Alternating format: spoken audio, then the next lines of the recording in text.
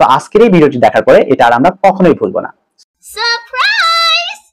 আসসালামু আলাইকুম সুপ্রিয় ভিউয়ার্স, আশা করি আল্লাহর অশেষ রহমতে সকালে অনেক অনেক ভালো আছেন। আলহামদুলিল্লাহ আমি অনেক ভালো আছি। তো আজকের এই ভিডিওতে আমরা যে বিষয়টি শিখব সেটা আমরা অনেকেই জানি, আবার অনেকেই হয়তো জানি না।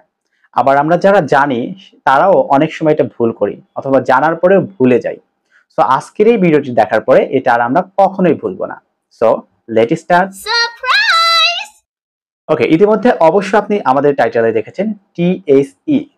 এটা আসলে দা হবে নাকি the, which is correct spelling. So চলুন জেনে নেই এটা দা হবে নাকি দি হবে। অনেকেই আছে যেটা সব জায়গায় এটাকে দা উচ্চারণ করে, আবার অনেকেই আছে সব জায়গায় এটাকে দি উচ্চারণ করে। আসলে বোথ স্পেলিং ইজ কারেক্ট, এটা দাও হবে দিও হবে, দুটোই সঠিক। তবে প্রশ্নটা হলো কখন বা কোথায় কোনটি ব্যবহার করব।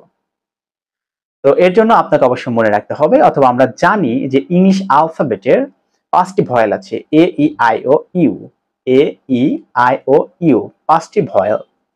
সো কোনো ইংলিশের কোনো সেন্টেন্সের বা কোনো বাক্যের মধ্যে ফার্স্ট লেটার যদি ভয়েল হয়, তার পূর্বে যদি TSE এটা আমরা দেখি, তাহলে এটার উচ্চারণ করব দি, অর্থাৎ ভয়েলের পূর্বে দি আর কনসোনেন্টের পূর্বে দা।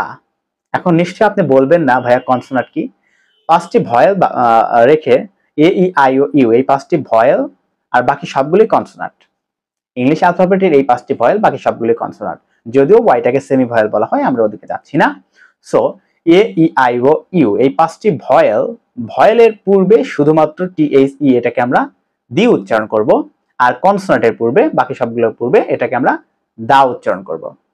সো এই বিষয়টাকে মনে রাখার জন্য, সহজে মনে রাখার জন্য, অথবা যেন আমরা ভুলে না যাই, এর জন্য আমাদের অনেক শিক্ষকরা আরো একটি টিপস বের করেছে, সেটা হলো দা দির সিভি।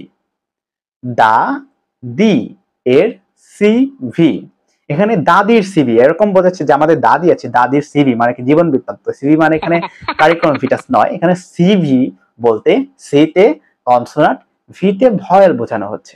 অর্থাৎ দা দি এর সিভি, দা হলো কনসোনান্টের সাথে যাচ্ছে, দা কনসোনান্ট, কনসোনান্টের পূর্বে দা, আর দিটা হলো ভির সাথে যাচ্ছে, অর্থাৎ দিটা ভির সাথে, ভি ই মিন্স ভয়েলস।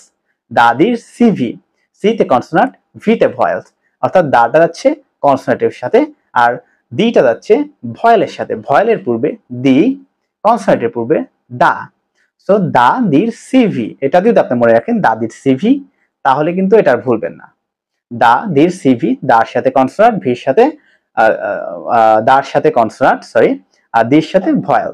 এটা আপনার মাথায় রাখলে এটা আর কখনো ভুলবেন না আশা করি। সো আশা করি ভিডিওটি অনেক ভালো লেগেছে। ভিডিওটি দেখার জন্য অসংখ্য অসংখ্য ধন্যবাদ। সাথেই থাকবেন, নেক্সট টাইম আবার নতুন একটি ভিডিওতে কথা হবে। ততক্ষণ পর্যন্ত ভালো থাকবেন, সাথেই থাকবেন। Take care till then, bye bye, আল্লাহ হাফেজ।